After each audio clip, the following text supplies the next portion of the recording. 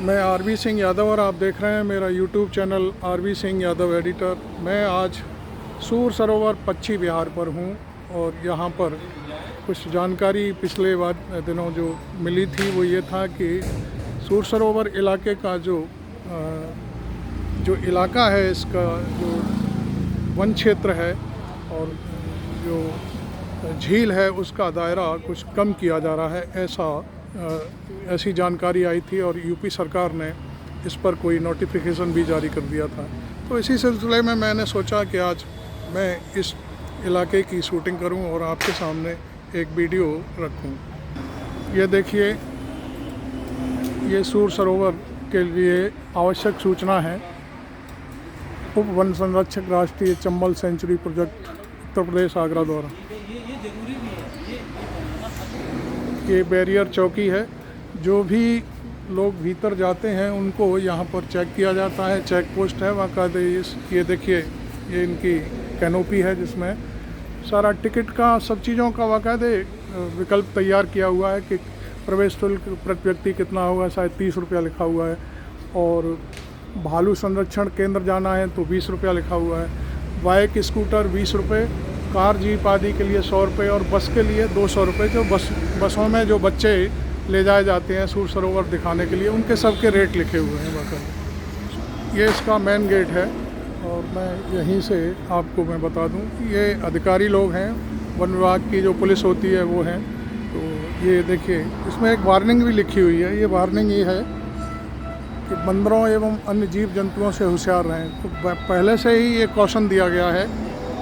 मैं ये जो सूर सरोवर इलाका है, मैं आता तो बहुत 20 साल से रहा हूँ यहाँ पर, लेकिन अब बहुत सारे प्रतिबंध लग गए हैं, ये बैरियर लग गया है, ये सारी चीज़ें हैं। इसमें एक मेरे सामने हैं जो वन विभाग की पुलिस है ना आप लोग, तो ये जितेंद्र कुंतल जी हैं।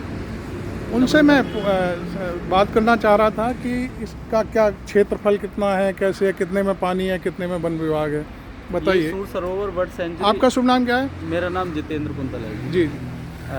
ये सूर सरोवर बर्ड सेंचुरी 800 हेक्टेयर में फैला हुआ है जी, जिसमें वाटर लैंड कैपेसिटी 310 हेक्टेयर है और फॉरेस्ट लैंड का 490 हेक्टेयर में है जी। इसमें ज़्यादातर ये फेमस है बर्ड्स के लिए, जो माइग्रेटरी बर्ड्स आती हैं। Migratory birds pelican, bar headed goose और हो गई स्पॉट बिल, डग, ये रेजिडेंसी है ये। हाँ, लगभग 100 से ऊपर प्रजाति में बर्ड्स वगैरह आती हैं। आप माइग्रेटरी जो थे, जी जी, यहाँ माइग्रेटरी बर्ड आती हैं, तो यस। मैं समझता हूँ बहुत दिन पहले, मैं समझता हूँ 10 या साल पहले की मैं बात करूँगा, उस समय साइबेरियन क्रेन आया करते थे। क्या आजकल कब से नहीं आ रहे हैं? आ रहे हैं तो कितने? साइबेरियन क्रेन तो अभी नहीं दिखे हैं। कितने साल से नहीं दिखे? लगभग पिछले साल तो नहीं दिखे थे। अच्छा। हाँ, उससे पहले आए थे। उससे पहली साल दिखा था। यस। लेकिन पहले तो आते थे, क्योंकि वो घना पश्चिमी बिहार में भी आते थे। यस यस उससे कुछ बिछड़ करके यहाँ भी आ जाते। जी जी जी जी। आज की समय में सबसे ज़्यादा जो माइग्रेटरी बर्ड है वो बार हेडेड गूज आता है और ग्रे लेग गूज है, दूसरी उसी की प्रजाति है। और एक है पेलिकन है। पेलिकन प्रेजेंट में आ चुकी है, बार हेडेड गूज भी आ चुकी है। और एक स्पून बिल है। हाँ, स्पून बिल। जिस टोटल चिड़िया कितनी काउंटिंग करते हैं क्या? ऑफ कोर्स काउंटिंग करते हैं यहाँ पे। प्रजाति इस समय पे बढ़ के हो चुकी है। लगभग 90 के एबव में प्रजाति यहाँ पे प्रेजेंट में है। हाँ, तो हम नाम पूरा नहीं बता पाएंगे सबके। घरेलू है इनकी? नहीं, कुछ माइग्रेटरी हैं। माइग्रेटरी की बात करें, माइग्रेटरी लगभग 7-8 के चिड़िया। हाँ हाँ, 7-8 की। जो पेलिकन है वो साइबेरिया मंगोलिया से आती है। काफ़ी दूरी तय करके आती है। जो बार हेडेड गूज है, आती है, साल आई है। हाँ, आई हुई हैं इस पर। अभी प्रेजेंट में आपको मौजूद मिलेंगी। अंदर जैसे लेक में जाएंगे तो देखने को मिल जाएगी। लेक में पानी की क्या व्यवस्था? अभी पानी भरपूर, पूरा पानी है? हाँ, प्रेजेंट में पूरा है। एक्चुअल में जो वाटर लेवल ओवर हो जाता है तो हम बर्ड्स की वजह से हमें 19 to 80 फीट के एवं में रखना पड़ता है। तो वो हमारा एक्चुअल में पूरा है। डिस्चार्ज करते रहते हैं, यस बढ़ जाता है। यस। तो वैसे कि जलापूर्ति होती कहाँ से है? ये कैनाल के थ्रू आता है, ओखला बैराज से एक कैनाल आता है, वो कैनाल के थ्रू हम सपोर्ट। गंदा पानी लाती है, कुछ आपको आइडिया है क्या? उसका टेस्टिंग वगैरह होता रहता है हर महीने में 2 बार। यहीं सीधे जो वाटर कैपेसिटी वाले हैं वो यहीं से वाटर ले जाते हैं, उसकी टेस्टिंग करते रहते हैं। और दूसरा कोई स्रोत है नहीं वाटर कैपेसिटी का उसके कैनाल अलावा। ही है सर। यस। और यहाँ पर क्या नए नए कोई जो जैसे ये तो वाटर वाली वर्ड्स के बारे में हो गया, बाकी और दूसरा जो वन क्षेत्र है इसमें क्या क्या चीज़ें हैं? वन क्षेत्र में यहाँ पे सबसे ज़्यादा सर्प पाए जाते हैं, क्योंकि बाहर से जो भी रेस्क्यू होते हैं तो यहाँ पे यहीं रिलीज़ होते हैं। लेकिन है क्या? हाँ, प्रेजेंट अजगर तो काफ़ी बड़ी संख्या है, सारे सर्प हैं। सर्प ऐसा कोई नहीं है जो यहाँ पे मौजूद ना हो। मतलब जो इंडिया में सर्प है वो हाँ, वो सब मिल जाएंगे यहाँ पे। और दूसरा पर्कोपाइन है यहाँ पे। पर्कोपाइन भी बड़ी संख्या में है, लगभग 200 से 300 के बीच में होगा, 200 के एबव में। पेंगोलिन भी है। पेंगोलिन बाहर से रेस्क्यू होके आ गया था तो यही रिलीज़ हुआ है। और उसके अलावा जंगली पिग है और डियर हैं। वैसा कोई ऐसा ख़तरनाक जो अटैक करने वाला ऐसा कोई जानवर नहीं है जो हो, तो नहीं नॉर्मली हैं। बाघ वगैरह जैसे नो के आ जाते थे तो वो उस टाइप नहीं, यहाँ पे ऐसा कोई नहीं आया है। और कोई नई बात हो तो आप बताएं यहाँ पर क्या, मतलब जैसे अब मौसम संरक्षण केंद्र खुला हुआ है सर। ये SOS संस्था है, NGO चलाते हैं वो, उनके थ्रू आता है। ये विश्व का सबसे बड़ा ओरिएंट। हाँ। कितने भालू हैं इस समय? इस समय 90 to 95 के एवं में है। 90 से 95 के तरीके में होंगे। 95। यस। क्या यहाँ प्रजनन भी होता है? नहीं, प्रजनन नहीं होता है। ऐसा क्यों? उनकी स्थिति ऐसी नहीं है कि प्रजनन कराया जाए यहाँ पे। और फिर रेस्क्यू सेंटर में प्रजनन की प्रक्रिया नहीं होती है। अच्छा, रखते नहीं। हाँ। वो केवल उनका संरक्षण है, जब तक वो जीवित रहे। बस। थैंक यू कुंतल साहब, आपने ठीक है, बहुत अच्छी नमस्कार। जानकारी दी। धन्यवाद। अब मैं आपको कुछ और बातें बताऊंगा। जी ठीक। हाँ, सामान ले भी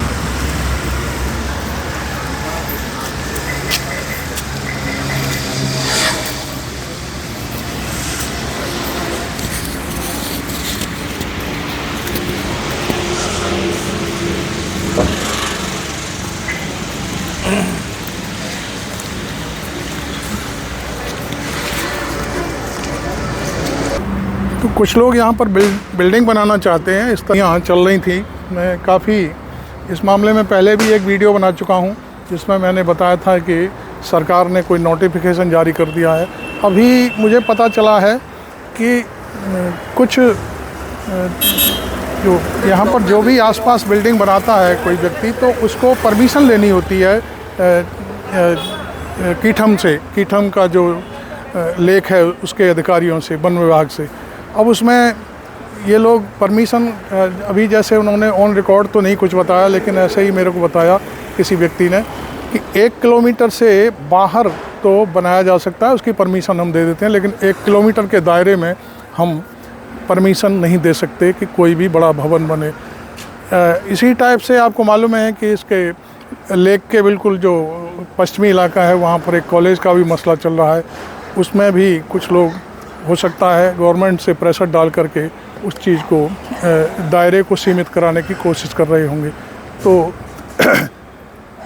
आपको आज का ये वीडियो मेरा कैसा लगा ज़रूर बताएं, और आप अपनी राय भी रखें कि कीठम में क्या क्या सुधार और किए जा सकते हैं, किस तरह से हम लोग इस वन क्षेत्र को बचा सकते हैं। तो ये सारी चीज़ें थी, और आपने इस मामले में देखा होगा कि ये कीठम लेक बहुत पुरानी है, इसका बहुत बड़ा इतिहास है, और इसका विश्वदाय में और रामसे जो साइट है, रामसर साइट है, उस पर इसको दर्जा प्राप्त हुआ है। तो इसमें इस ऐसे वन क्षेत्र को यदि आप ख़राब कर देंगे या इसकी स्थिति के इसके आसपास आप सघन बस्तियां बसा देंगे तो ये एक बहुत बड़ा घातक चीज़ होगी। दूसरी बात मैं आपको बता रहा था, ये देखिए मैं आपको बताऊं, ये है यहाँ, मैं अभी आपको दिखाता हूँ, ये है आगरा। हम जहाँ खड़े हुए हैं वहाँ से उल्टे हाथ पर जब चलेंगे तो आगरा है, और सीधे हाथ पर आप देख रहे हैं मथुरा जाने का है। तो ये सारी चीज़ें हैं।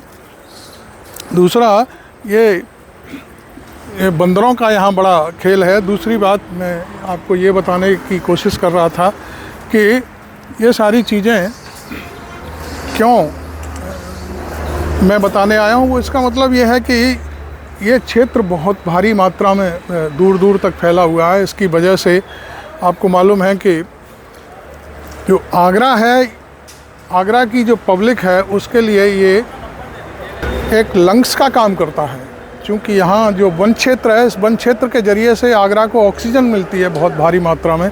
तो ये भी एक हमारे लिए बहुत बड़ी बात है।